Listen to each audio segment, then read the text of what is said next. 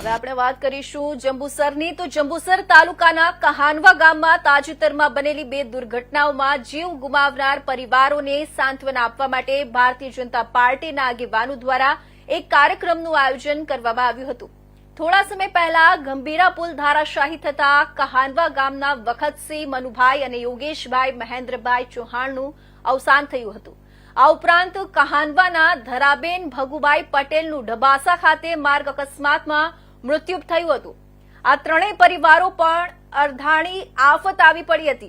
આ દુઃખની ઘડીમાં પીડિત પરિવારોને હૂંફ આપવા અને સાંત્વના પાઠવવા માટે જંબુસર આમોદ તાલુકાના ધારાસભ્ય ડીકે સ્વામી મહારાજ, પિન્ટુભાઈ, જંબુસર તાલુકા ભાજપના પ્રમુખ કુલદીપસિંહ યાદવ, તાલુકા પંચાયત પ્રમુખ ભોલાભાઈ, તાલુકા પંચાયત સભ્ય રાજેન્દ્રસિંહ, કહાનવાના સરપંચ કનુભાઈ પઢિયાર, માજી સરપંચ સુભાષભાઈ, કહાનવા પંચાયતના સભ્યો અને ગામના વડીલો આ ભોગ બનનાર કુટુંબોના ઘરે પહોંચ્યા હતા।